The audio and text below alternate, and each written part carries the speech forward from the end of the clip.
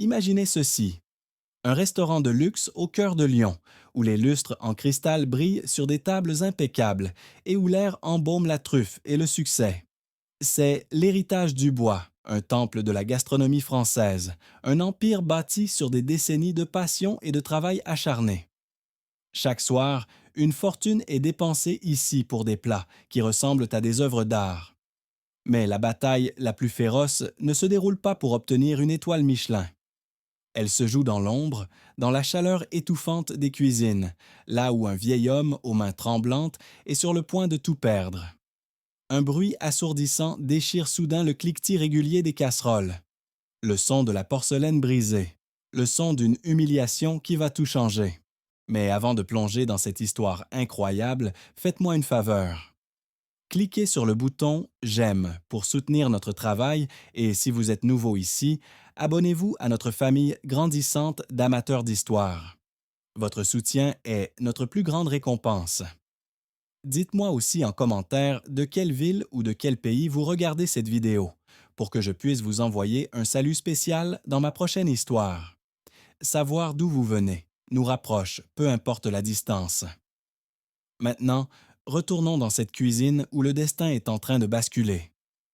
Le silence qui suivit le fracas fut plus lourd que n'importe quel cri. Tous les cuisiniers, tous les commis s'arrêtèrent, le souffle coupé, les yeux fixés sur le sol jonché des débris de 3 assiettes de collection. Au milieu de ce désastre se tenait Léo, un homme de plus de 70 ans, le visage creusé par la fatigue. Ses vêtements de travail étaient déjà propres mais usés, et son corps frêle semblait perdu dans l'immensité de cette cuisine professionnelle ultramoderne. Il regardait les morceaux brisés comme s'il contemplait les ruines de sa propre dignité. C'est alors que Victor Dubois traversa la cuisine, non pas en marchant, mais en fendant la foule comme un prédateur. Grand, jeune, vêtu d'un costume italien qui coûtait plus cher que la paye annuelle de Léo, il était l'incarnation du pouvoir et de l'arrogance. Ses yeux froids comme l'acier se posèrent sur le vieil homme. Encore une fois, le vieux. Sa voix claqua comme un fouet, assez forte pour être entendue malgré le bruit des hôtes. C'est la 3e fois ce mois-ci. Est-ce que tu as la moindre idée du prix de ces assiettes? Elles valent plus que ton misérable salaire mensuel. Dis-moi, tu es stupide ou tu le fais exprès? Léo leva des yeux embués de honte. Ses mains tremblaient de manière incontrôlable. Je... Je suis vraiment désolé, monsieur Victor. Mes mains, elles ne répondent plus aussi bien qu'avant. La réponse de Victor fut un rire sec et méprisant. Tes mains. Ne me fais pas rire. Tu es juste un incapable. Un poids mort que je traîne par pitié pour mon père. Tu sais ce que tu es, Léo. Tu es une tache sur la réputation de cet établissement. Regarde-toi. Tu fais fuir les clients rien qu'avec ton air misérable. Devant tout le personnel qui avait baissé la tête, faisant semblant de travailler pour ne pas croiser le regard du patron, Victor attrapa Léo par le bras. Sa poigne était forte, humiliante. « Écoute-moi bien, l'ancêtre. Je ne veux plus te voir près de la vaisselle de valeur. Tu vas passer le reste de la soirée à récurer les sols et à vider les poubelles. C'est tout ce que tu es capable de faire, compris. » Il le poussa si violemment que Léo manqua de tomber. Le vieil homme ne répondit rien, se contentant d'hocher la tête, le cœur battant la chamade. Il sentait chaque regard posé sur lui. Un mélange de pitié et de soulagement de ne pas être à sa place. Il se pencha lentement, avec la raideur de son âge, et commença à ramasser les morceaux de porcelaine, chaque éclat lui semblant être un fragment de son âme brisée. Une larme silencieuse roula sur sa joue ridée et s'écrasa sur le carrelage froid. Personne ne vit cette larme, sauf peut-être les caméras de surveillance qui enregistraient silencieusement chaque recoin du restaurant. Plus tard, dans le minuscule vestiaire du personnel, loin des regards, Léo s'assit lourdement sur un banc. Ses mains tremblaient encore, non plus de vieillesse, mais de rage contenue et de profonde tristesse. Il sortit de sa poche un vieux téléphone portable, un modèle démodé dont l'écran était fissuré. Il l'ouvrit et regarda la seule photo qu'il gardait en fond d'écran. Une femme au sourire lumineux, ses yeux pétillants de vie. C'était Hélène, son épouse, partie trop tôt. Il caressa l'image du pouce comme pour chercher du réconfort. Une ombre passa sur son visage, une dureté que personne dans ce restaurant ne lui connaissait. Sa posture changea, son dos se redressa subtilement et une lueur de détermination remplaça la détresse dans ses yeux. Il murmura pour lui-même, sa voix n'étant plus celle d'un vieillard fragile, mais celle d'un homme qui prend une décision irrévocable. « Pardonne-moi, mon amour.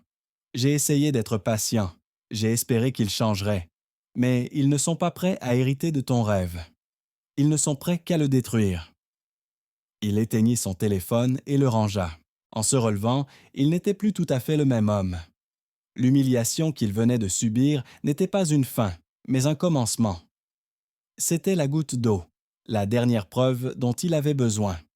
Mais ce que Victor ignorait, dans son arrogance et son mépris, c'est que le vieil homme qu'il venait d'humilier devant tout le monde n'était pas un simple plongeur sans défense. Il était le juge, le jury et bientôt, son bourreau. Car Léo n'était pas son vrai nom et ce restaurant qu'il pensait posséder.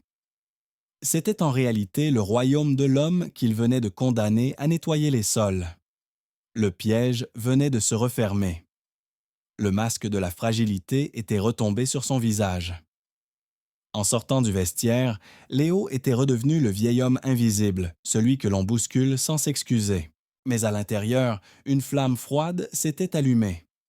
Chaque couloir qu'il nettoyait, chaque poubelle qu'il vidait, était désormais une scène de crime qu'il observait avec une attention nouvelle. À travers la porte battante de la cuisine, il pouvait apercevoir la salle du restaurant, un monde de luxe et d'opulence où ses propres enfants régnaient en maîtres. Il voyait les clients rire, prendre des photos de leurs plats pour les poster sur Instagram, ignorant totalement le drame qui se jouait à quelques mètres de là. Pour eux, il n'était qu'une ombre, une partie du décor. Et c'était précisément cette invisibilité qui allait devenir son arme la plus redoutable. Le lendemain, l'atmosphère dans le restaurant était encore plus glaciale. Charlotte Dubois, vêtue d'une robe de créateur qui semblait déplacée dans une cuisine, arpentait les lieux, tel un général inspectant ses troupes. Elle ne regardait pas les plats, mais son téléphone, faisant défiler des stories avec un air d'ennui.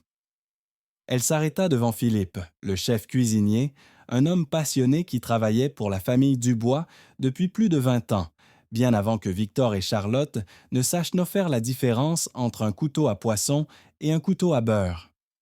Sans même lever les yeux de son écran, elle lui lança d'une voix neutre. « Philippe, j'ai analysé les chiffres.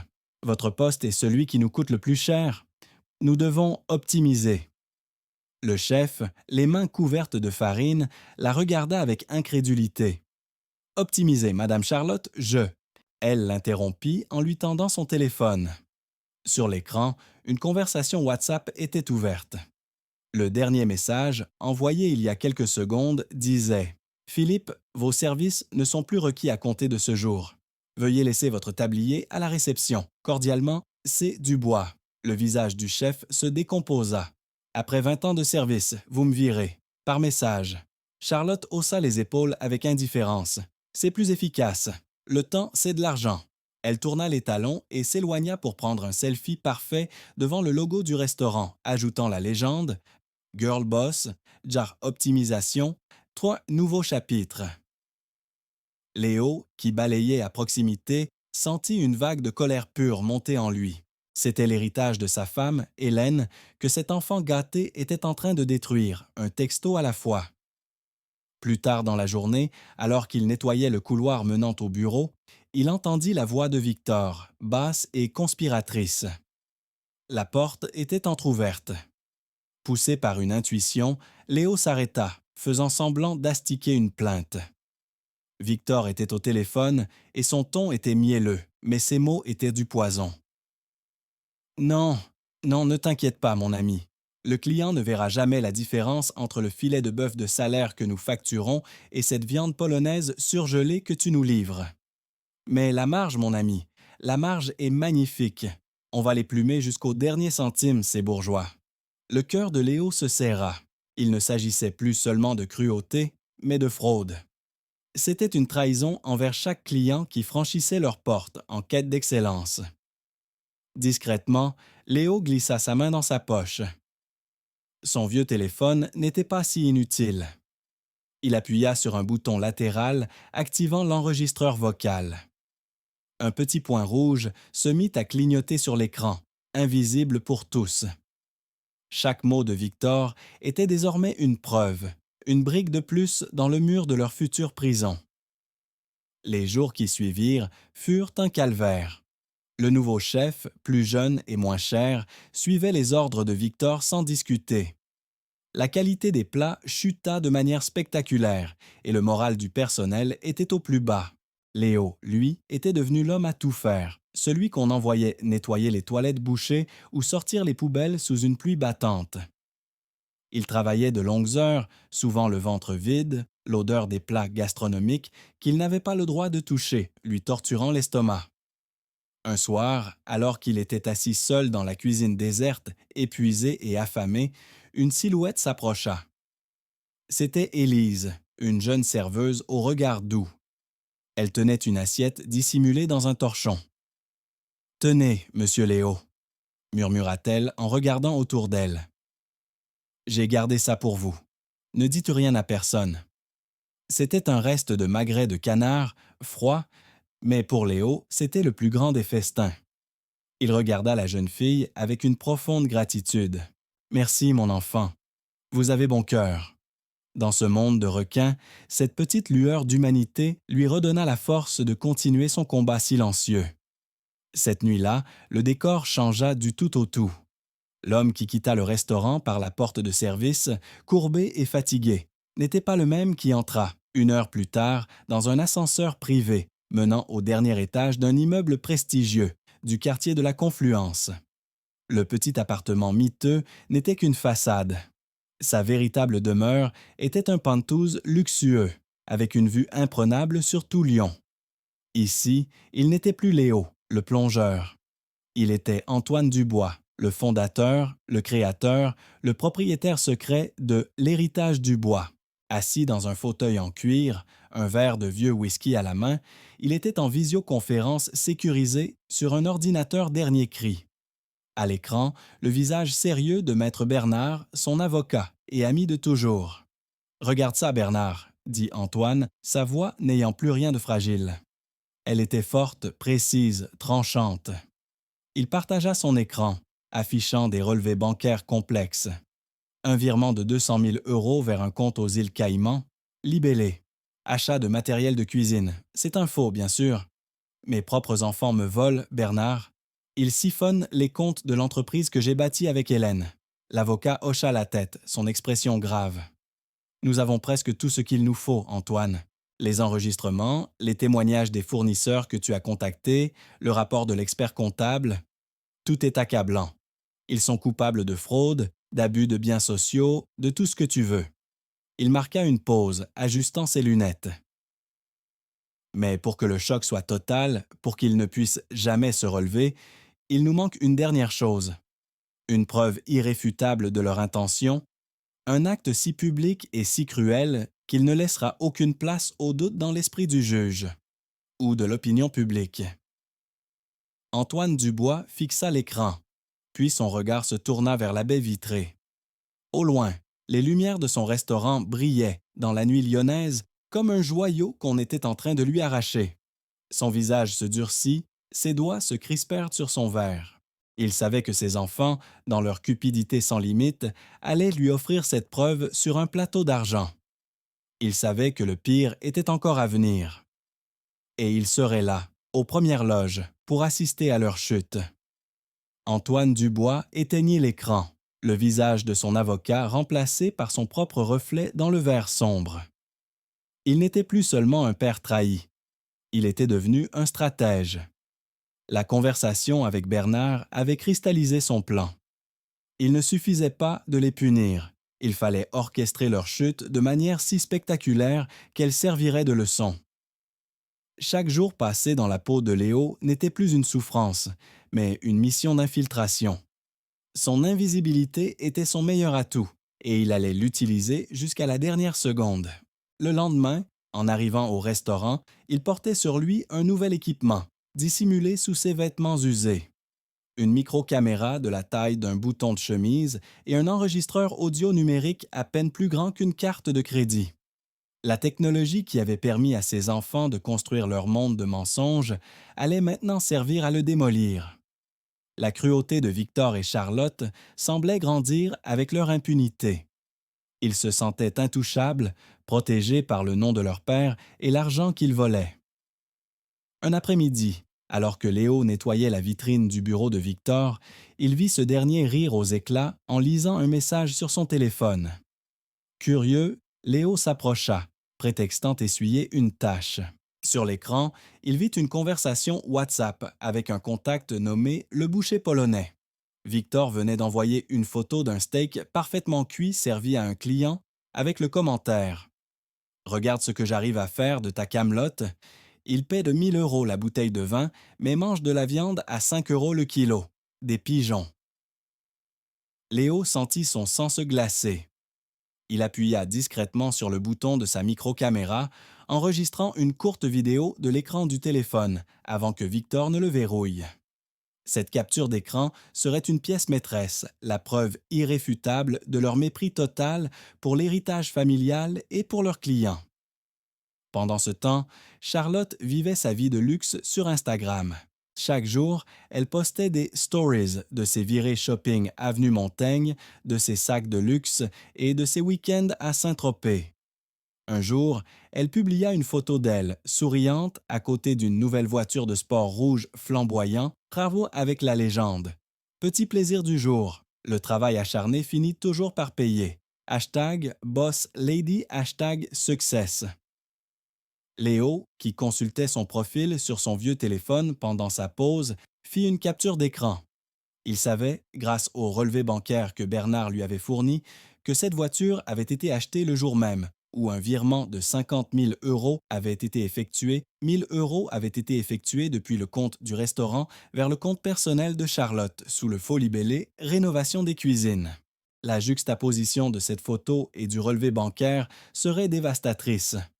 Elle ne travaillait pas dur, elle volait dur. Le soir, le travail de Léo devenait encore plus risqué. Après le départ de tous les employés, il restait sous prétexte de finir le grand nettoyage. C'était son moment. Il se glissait dans le bureau de Victor, le cœur battant, et utilisait un petit appareil fourni par Bernard pour copier le contenu du disque dur de l'ordinateur. Il y trouva des dizaines de fausses factures, des doubles comptabilités et des échanges de courriels avec des sociétés écrans basées à l'étranger. Chaque fichier était une nouvelle corde à l'arc de l'accusation. Une nuit, il trouva un dossier protégé par un mot de passe. Après plusieurs tentatives, il essaya une combinaison qui lui brisa le cœur. Hélène 1960, le prénom et l'année de naissance de sa défunte femme. Le dossier s'ouvrit.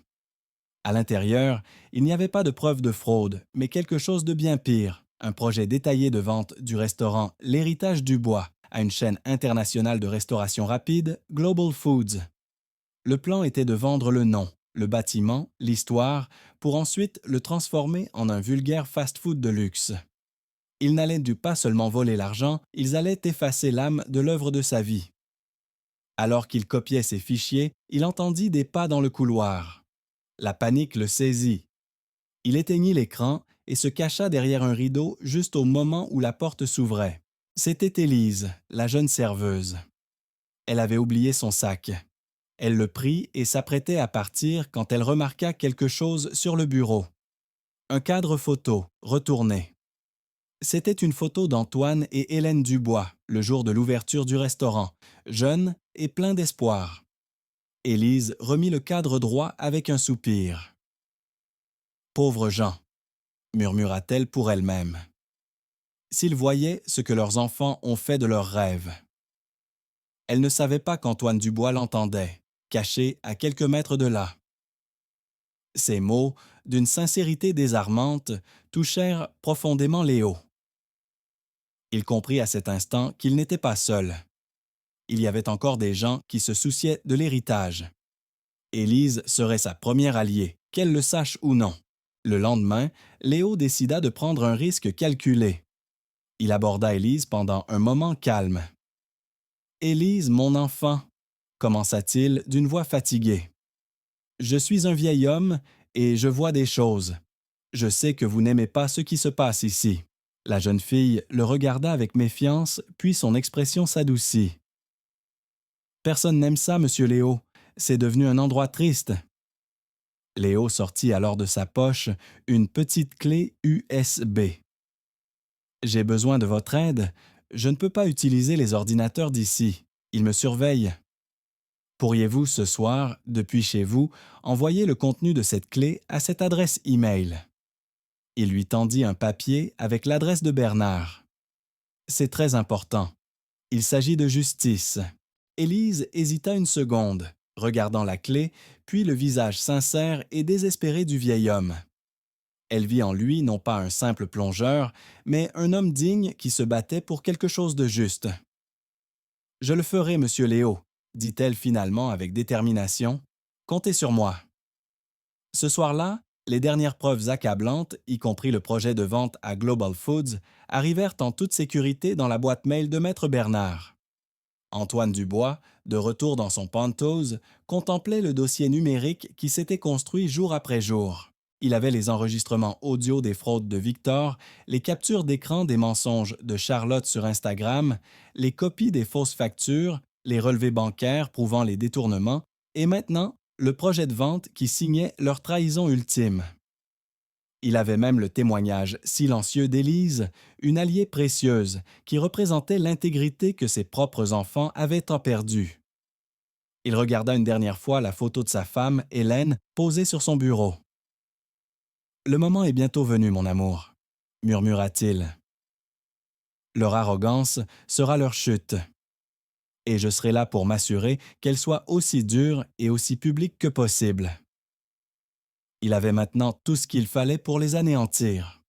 Le plan était en place, les preuves étaient réunies. La seule chose qui manquait était l'occasion parfaite, l'événement public qui transformerait leur procès en un spectacle inoubliable. Et il savait déjà exactement quand et comment cela se produirait. Le compte à rebours avait commencé. Le dossier numérique, stocké de manière sécurisée sur un serveur cloud, était désormais complet. Chaque fichier était un clou dans le cercueil de la carrière et de la liberté de ses enfants. Antoine, redevenu Léo, retourna au restaurant le lendemain avec une nouvelle résolution. Il n'était plus là pour collecter des preuves, mais pour observer une dernière fois le spectacle de leur arrogance avant de faire tomber le rideau. L'occasion parfaite qui l'attendait se présenta sous la forme d'une célébration, le 50e anniversaire de la fondation de l'Héritage du Bois. Victor et Charlotte, dans leur folie des grandeurs, avaient décidé d'organiser une soirée somptueuse, invitant toute la presse lyonnaise, des influenceurs et un célèbre blogueur culinaire connu pour ses critiques acerbes, le Critique de Lyon. Ils voulaient briller une dernière fois avant de vendre le restaurant en secret. Ils ignoraient que cette soirée ne serait pas la célébration de leur succès, mais la mise en scène publique de leur déchéance. Le soir de l'événement, le restaurant était méconnaissable. Des fleurs luxueuses ornaient chaque table. Le champagne coulait à flots et les invités, vêtus de leurs plus beaux atours, créaient une cacophonie de rires et de conversations mondaines. Charlotte, dans une robe scintillante, était au centre de l'attention, accordant des interviews et posant pour des photos. Victor, quant à lui, serrait des mains, son sourire faux collé au visage, jouant le rôle de l'héritier brillant. Léo, relégué aux tâches les plus ingrates, observait tout depuis l'ombre des cuisines. On lui avait ordonné de rester hors de vue, de ne pas gâcher le décor avec sa présence de vieillard. Il devait transporter des caisses de verre propres de la réserve à la cuisine, un travail épuisant pour un homme de son âge. Chaque aller-retour était une torture pour son dos, mais il serrait les dents. Le spectacle en valait la peine. C'est alors que le moment qu'il attendait, le point culminant de leur cruauté, arriva. Le blogueur culinaire, le Critique de Lyon, filmait toute la soirée en direct sur son compte Instagram, suivi par des dizaines de milliers de personnes. Il se promenait dans le restaurant, commentant l'ambiance, interviewant les invités. Léo, épuisé, transportait un lourd plateau chargé de flûtes à champagne en cristal. Ses mains, fatiguées par des heures de travail, se mirent à trembler de manière incontrôlable. Il sentit le plateau lui échapper. Dans un effort désespéré pour le rattraper, il trébucha. Le fracas fut assourdissant. Des dizaines de verres en cristal, d'une valeur inestimable, s'écrasèrent sur le sol en marbre, projetant des éclats dans toutes les directions. La musique s'arrêta net. Un silence de mort tomba sur la salle. Tous les regards, y compris l'objectif du téléphone du blogueur, se tournèrent vers la source du bruit. Le vieil homme à genoux au milieu d'un tapis de verre brisé. Charlotte, dont l'interview venait d'être interrompue, se retourna. Son visage, d'abord surpris, se déforma en un masque de fureur pure. Pour elle, ce n'était pas un accident. C'était une humiliation personnelle, diffusée en direct devant tout le gratin de Lyon. Elle traversa la salle à grandes enjambées, ses talons claquant sur le sol avec une régularité menaçante. Arrivée devant Léo, qui tentait de ramasser les débris avec des mains tremblantes, elle explosa. « Vieux fou sénile !» Sa voix stridente résonna dans le silence, captée parfaitement par le micro du smartphone du blogueur. « Vous avez tout ruiné? »« Tout! C'est la soirée la plus importante de l'année et vous la sabotez. J'en ai assez de vous, de votre incompétence, de votre air de chien battu. Vous êtes viré. Dégagez de mon restaurant. Sécurité. » Deux agents de sécurité, embarrassés mais obéissants, s'avancèrent et saisirent Léo sans ménagement par les bras. Ils le relevèrent et commencèrent à le traîner vers la sortie, sous les regards choqués des invités et les flashs des téléphones qui immortalisaient la scène. Léo ne résista pas. Il laissa son corps devenir un poids mort. C'était la dernière pièce du puzzle, l'acte public et cruel que Bernard avait mentionné. Alors qu'on le tirait à travers la foule, son regard, calme et étrangement serein, balaya l'assemblée. Il croisa le regard d'Élise, la jeune serveuse, qui avait les larmes aux yeux. Il lui fit un imperceptible clin d'œil, un message silencieux pour la rassurer. Puis, son regard se posa sur un homme discret, élégamment vêtu, qui se tenait près du bar. C'était Maître Bernard, son avocat, qui s'était fait passer pour un invité. Leurs yeux se rencontrèrent pendant une fraction de seconde. L'avocat lui adressa un hochement de tête presque invisible. Le message était clair. Nous l'avons.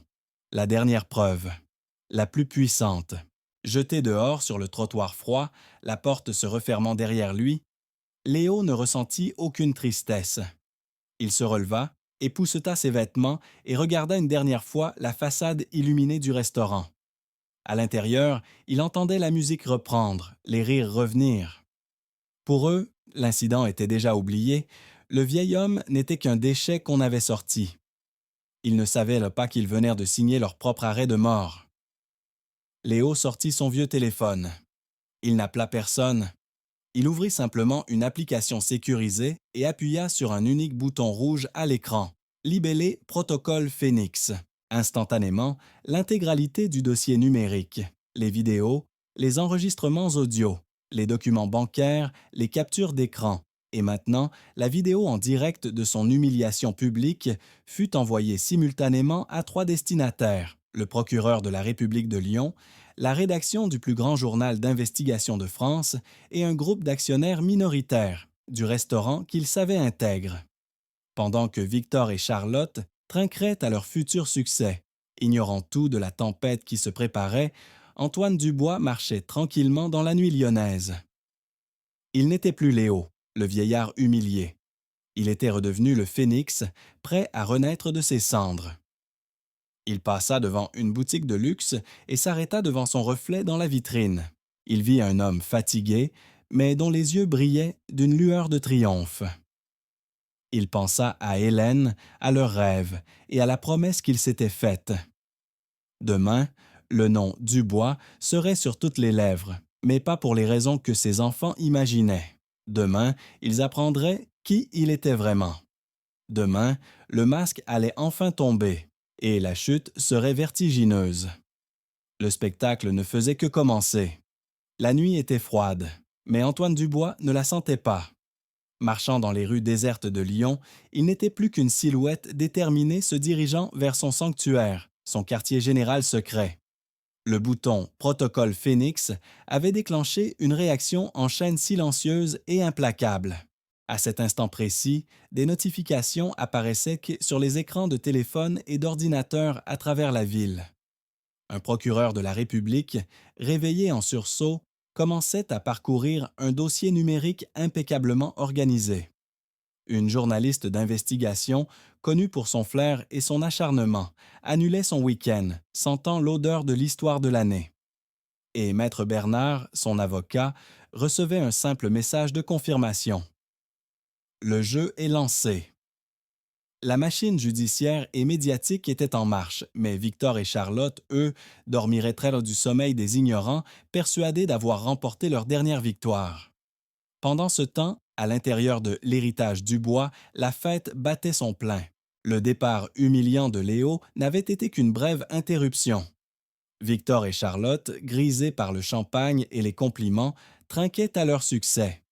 Ils étaient les rois du monde, ou du moins de leur petit monde clinquant et superficiel. Assis dans le bureau de leur père, qu'ils considéraient désormais comme le leur, ils finalisaient leur dernier coup. L'acheteur de Global Foods est d'accord, dit Victor en consultant un email sur sa tablette. 10 millions d'euros. La signature est prévue pour demain à 10 heures, lors d'une conférence de presse qu'on a organisée à la hâte. On annonce la vente comme une expansion stratégique. Charlotte rit, un son cristallin et vide. Expansion stratégique.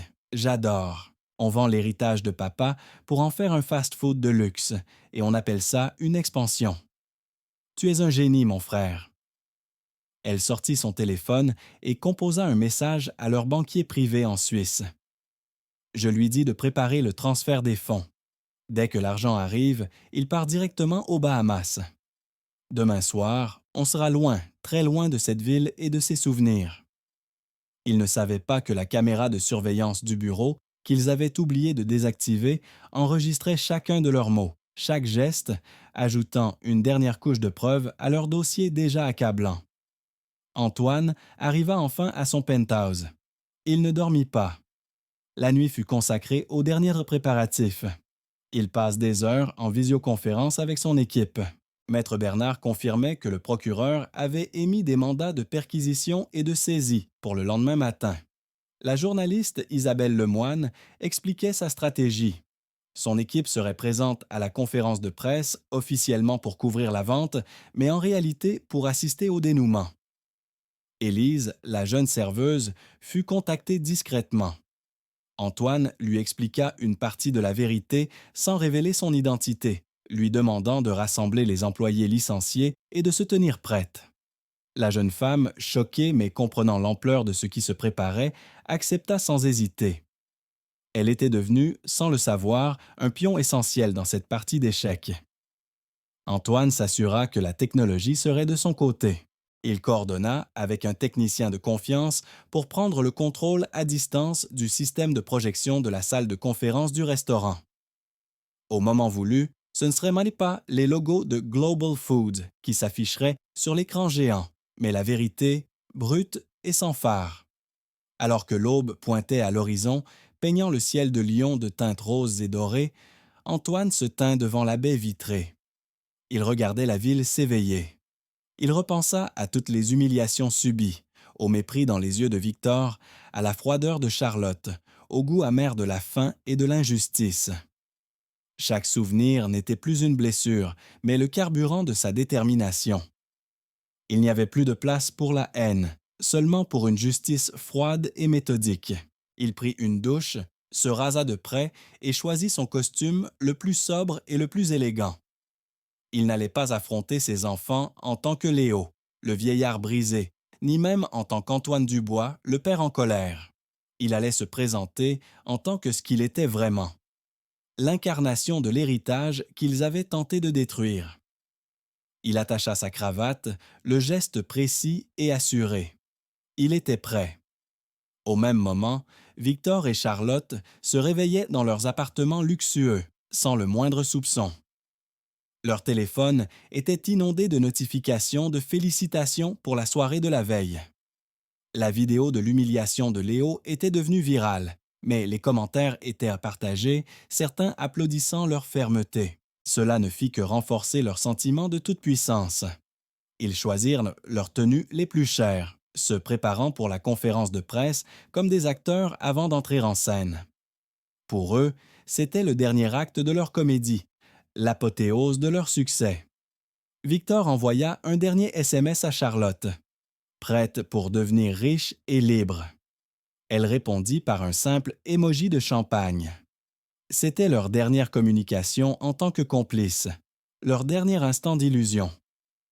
À 9h30, tous les acteurs étaient en place. Maître Bernard et la journaliste Isabelle Lemoine étaient assis au premier rang de la salle de conférence, leurs visages neutres dissimulant une tension extrême. Les représentants de Global Foods étaient là, souriants, prêts à conclure l'affaire de l'année. Les employés licenciés, menés par Élise, étaient rassemblés discrètement dans un café de l'autre côté de la rue, suivant les événements sur un live stream que l'équipe d'Isabelle avait mis en place. Et Antoine Dubois, lui, n'était pas dans la salle. Il était dans une régie mobile, garée dans une ruelle à proximité, devant un mur d'écran qui lui montrait chaque angle de la salle, chaque visage, chaque expression. Il tenait un micro à la main. Il était le metteur en scène invisible de ce drame, prêt à donner le coup d'envoi. Il regarda une dernière fois la photo d'Hélène sur son téléphone. « C'est pour toi, mon amour », murmura-t-il. « Pour nous. » Il fit un signe de tête à son technicien. Tout était prêt. Dans quelques minutes, leur monde de mensonges et de cupidité allait s'écrouler en direct, devant le monde entier. Le silence avant la tempête était assourdissant. Il était temps de rendre la justice. À 10 heures précises, Victor et Charlotte Dubois prirent place sur l'estrade de la salle de conférence, leurs visages rayonnant d'un triomphe arrogant. Les flashs des appareils photo crépitaient. Les journalistes ajustèrent leurs micros. L'atmosphère était électrique, chargée de l'anticipation d'une grande annonce économique. Victor se racla la gorge, s'approcha du pupitre et commença son discours, chaque mot soigneusement répété, pour sonner à la fois humble et puissant. C'est avec une immense émotion et une grande fierté que nous nous tenons devant vous aujourd'hui, dit-il, son sourire éclatant projeté sur l'écran géant derrière lui. Nous sommes ici pour annoncer une nouvelle ère pour l'héritage Dubois. Une expansion stratégique qui propulsera le nom de notre famille vers de nouveaux sommets internationaux. Il marqua une pause dramatique, prêt à révéler le nom de Global Foods. Mais le nom ne vint jamais. Soudain, l'écran géant derrière lui clignota. Son visage souriant fut remplacé par une image granuleuse, mais parfaitement reconnaissable, celle de Léo, le vieil homme à genoux, ramassant les débris de verre de la veille. Un murmure parcourut la salle. Victor et Charlotte se retournèrent, leurs sourires se figèrent. Puis, une voix retentit dans les haut-parleurs. Une voix calme, profonde, chargée d'une autorité glaciale que personne dans cette salle n'avait jamais entendue. Une nouvelle ère, en effet, mais pas celle que vous imaginez. Ce n'était pas la voix de Léo, c'était la voix d'Antoine Dubois.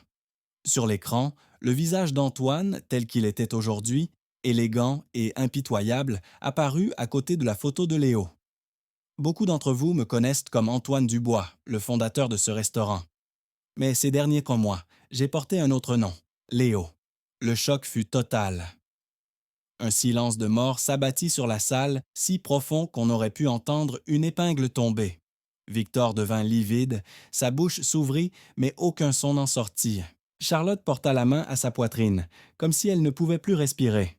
Les journalistes, sentant l'odeur du sang, se levèrent, leurs caméras tournées vers le couple pétrifié sur l'estrade. « Vous parlez d'héritage », continua la voix d'Antoine implacable. « Laissez-moi vous montrer ce que vous avez fait de cet héritage. » L'écran se divisa. D'un côté, la vidéo de Charlotte humiliant Léo en direct sur Instagram. De l'autre, un enregistrement audio, clair et net. La voix de Victor se vantant de servir de la viande polonaise surgelée à ses clients. « On va les plumer jusqu'au dernier centime, ces bourgeois. La phrase résonna dans la salle comme un coup de tonnerre. Les représentants de Global Foods se regardèrent, horrifiés. La voix d'Antoine ne leur laissa aucun répit. Vous parlez de travail acharné? L'écran afficha alors la publication Instagram de Charlotte posant à côté de sa voiture de sport, avec la légende «Le travail acharné finit toujours par payer». Juste à côté, le relevé bancaire du restaurant apparut, montrant le virement de 50 000 € vers son compte personnel, le même jour sous le libellé «Rénovation des cuisines». Les preuves s'enchaînaient, implacables, chirurgicales. Les fausses factures, les captures d'écran des conversations WhatsApp, les relevés des comptes offshore aux îles Caïmans. Chaque mensonge, chaque vol, chaque trahison était exposé à la vue de tous, projeté en lettres de feu sur l'écran de leur honte. Isabelle Lemoine, la journaliste, tweetait en direct, chaque nouvelle preuve devenant virale en quelques secondes. Le hashtag héritage Dubois Trahison était déjà en tête des tendances nationales. Le coup de grâce arriva. Et enfin, dit la voix d'Antoine, empreinte d'une tristesse glaciale. Vous vouliez vendre l'âme de ce restaurant? Le projet de vente à Global Foods s'afficha à l'écran, avec les détails du plan visant à transformer le temple de la gastronomie en un fast-food de luxe. Vous n'alliez pas seulement voler l'argent, vous alliez effacer la mémoire de votre mère, Hélène, qui a mis tout son cœur dans cet endroit. À ce moment-là, comme si l'univers lui-même avait orchestré cette justice poétique, la porte principale de la salle de conférence s'ouvrit. Antoine Dubois entra en personne. Il n'était plus une voix désincarnée, mais une présence physique, imposante, son regard fixé sur ses enfants. Il traversa la salle en silence, les journalistes s'écartant sur son passage comme la mer devant Moïse. Charlotte fut la première à craquer. « Papa » balbutia-t-elle, des larmes de panique coulant sur son maquillage parfait. « C'est un malentendu.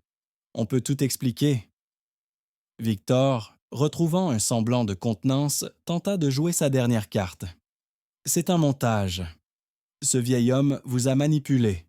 C'est un complot. » Mais il était trop tard. Leur mensonge sonnait creux face au mur de preuves qui s'affichait derrière eux. Antoine monta sur l'estrade, non pas avec colère, mais avec une immense lassitude. Il prit le micro des mains tremblantes de son fils. « Il n'y a plus rien à expliquer, » dit-il, sa voix résonnant maintenant sans l'aide des haut-parleurs. « Pendant des mois, j'ai été invisible. Et dans mon invisibilité, j'ai tout vu. Votre cruauté, votre cupidité, votre mépris pour tout ce que votre mère et moi avons construit. » Il se tourna vers l'Assemblée. Le restaurant, l'héritage Dubois, n'est pas à vendre. Un tonnerre d'applaudissements éclata dans la salle. Les journalistes, les invités, même les représentants de Global Foods applaudissaient. C'était le triomphe de la vérité sur le mensonge. C'est à ce moment que les portes du fond s'ouvrirent à nouveau. 2 policiers en uniforme entrèrent, accompagnés d'un homme en civil qui présenta sa carte au chef de la sécurité. « Commissaire Vasseur, police judiciaire », dit-il calmement. « Victor et Charlotte Dubois, vous êtes en état d'arrestation pour fraude, abus de biens sociaux et escroquerie en bande organisée. » La panique s'empara des 2 jeunes gens. Victor tenta de fuir par l'arrière de la scène, mais fut intercepté. Charlotte s'effondra en sanglots, suppliant son père. « Papa, pitié, ne les laisse pas faire ça. » Antoine la regarda, sans haine, mais sans pitié non plus. « Vous avez fait vos choix. Maintenant, vous devez en assumer les conséquences. » Menottés devant les caméras du monde entier, leurs visages déformés par la peur et l'humiliation, Victor et Charlotte furent emmenés. Leur empire de carton-pâte s'était effondré en moins de 10 minutes. Alors que le tumulte s'apaisait, Antoine fit un signe. La porte latérale s'ouvrit et Élise entra, suivie de tous les employés qui avaient été injustement licenciés. Ils traversèrent la salle sous les applaudissements, leurs visages mêlant l'incrédulité et une joie immense. Antoine les accueillit sur la scène. « Ce restaurant, » déclara-t-il au micro, « appartient à ceux qui le font vivre par leur passion et leur travail. À partir d'aujourd'hui, vous êtes tous réintégrés. Et pour compenser les épreuves que vous avez subies, vos salaires seront augmentés de 20. Une nouvelle ovation, encore plus forte, secoua la salle. Antoine posa une main sur l'épaule d'Élise. Et parce que l'intégrité et la compassion doivent toujours être récompensées, je nomme Élise nouvelle directrice de l'héritage du bois. La jeune femme, en larmes, le serra dans ses bras, incapable de parler. La justice n'était pas seulement punitive, elle était aussi réparatrice. La vérité avait enfin éclaté, et rien, absolument rien, ne serait plus jamais comme avant. L'onde de choc de la conférence de presse se propagea à la vitesse de la lumière. En quelques heures, l'affaire de l'héritage du bois n'était plus une simple nouvelle locale, mais un scandale national. Les vidéos du triomphe d'Antoine et de l'arrestation de ses enfants tournaient en boucle sur toutes les chaînes d'information. Les réseaux sociaux s'étaient emparés de l'histoire, créant un raz-de-marée de soutien pour Antoine et de mépris pour Victor et Charlotte. Le hashtag Justice pour Léo est resté en tête des tendances mondiales pendant 3 jours consécutifs. Des millions de personnes partageaient l'histoire, commentant leur propre expérience de l'invisibilité sociale et de l'arrogance des puissants. L'histoire d'Antoine Dubois était devenue un symbole, un cri de ralliement pour tous les gens honnêtes qui s'étaient un jour sentis méprisés et ignorés. Les conséquences pour Victor et Charlotte furent aussi rapides que brutales. Le procès fut une simple formalité. Face à la montagne de preuves irréfutables, leurs avocats ne purent que plaider coupables. Ils furent condamnés à 7 ans de prison ferme pour fraude aggravée, abus de confiance et escroquerie. Leurs biens, y compris la voiture de sport de Charlotte et leurs appartements luxueux, furent saisis pour rembourser les dettes du restaurant et dédommager les employés. Dépouillés de leur fortune, de leur réputation et de leur liberté, ils devinrent le symbole de la chute vertigineuse qui attend ceux qui confondent héritage et dû. Dans les rares interviews qu'ils accordèrent depuis leur prison, leur amertume était palpable.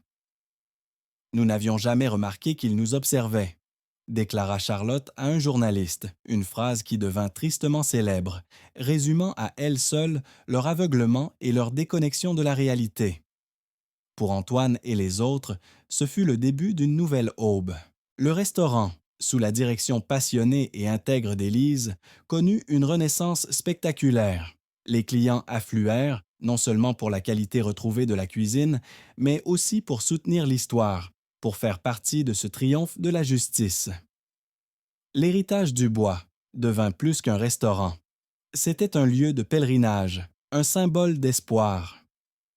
Antoine, ayant repris son nom et son rôle, ne se mêlait plus de la gestion quotidienne. Il avait trouvé en Élise une héritière spirituelle bien plus digne que ses propres enfants. Il créa la Fondation Hélène Dubois, dotée de plusieurs millions d'euros, destinée à offrir des bourses d'études et des aides au lancement d'entreprises pour les jeunes talents issus de milieux modestes, ceux que la société rend trop souvent invisibles. Il voyageait à travers la France, donnant des conférences dans des universités et des écoles de commerce, non pas pour parler de gastronomie, mais pour parler de valeurs, d'intégrité et du danger de sous-estimer son prochain. L'histoire d'Antoine a eu un tel retentissement que Netflix a produit une mini-série à succès intitulée Le plongeur et les rois, qui a battu des records d'audience dans le monde entier. Antoine a coécrit un livre, Mon invisibilité était mon arme, qui est devenu un best-seller international, traduit en 30 langues. Aujourd'hui, 3 ans plus tard, le restaurant est plus prospère que jamais. Élise, la jeune serveuse timide, est devenue une femme d'affaires respectée, citée dans les magazines économiques comme un exemple de leadership éthique. Elle a épousé un des chefs qu'elle avait réembauché, et leur bonheur simple et sincère est la plus belle récompense pour Antoine. Lui, il a retrouvé la paix. Il passe ses journées à s'occuper de sa fondation et à voyager, mais il revient souvent au restaurant, non pas comme un patron, mais comme un client ordinaire. Il s'assoit à une table discrète, observe la joie des clients, le professionnalisme du personnel et il sourit. Le véritable héritage de sa femme, Hélène, n'était pas dans les murs ou dans les comptes en banque. Il était là, dans ses sourires, dans cette passion, dans cette humanité retrouvée. Cette histoire nous rappelle que la justice existe encore dans ce monde. Quelles leçons avez-vous tirées de ce récit? Partagez vos réflexions dans les commentaires ci-dessous. Nous adorons lire vos pensées et vos propres expériences. Et devinez quoi? Une autre histoire bouleversante arrive dans quelques jours, encore plus dramatique et inspirante que celle-ci. Alors, si ce n'est pas déjà fait, assurez-vous de vous abonner à cette chaîne et d'activer la cloche de notification pour être le premier à la découvrir dès sa mise en ligne. Si cette histoire vous a ému, n'oubliez pas de cliquer sur le bouton « J'aime ». Cela nous aide énormément à faire découvrir ces récits de justice à d'autres personnes qui en ont besoin. Et surtout, partagez cette vidéo avec vos amis et votre famille, car on ne sait jamais qui a besoin d'entendre ce message d'espoir aujourd'hui. Parfois, une seule histoire peut changer la perspective de quelqu'un sur la vie. Merci infiniment d'avoir suivi ce voyage émotionnel avec nous. À très bientôt pour une nouvelle histoire qui vous touchera droit au cœur.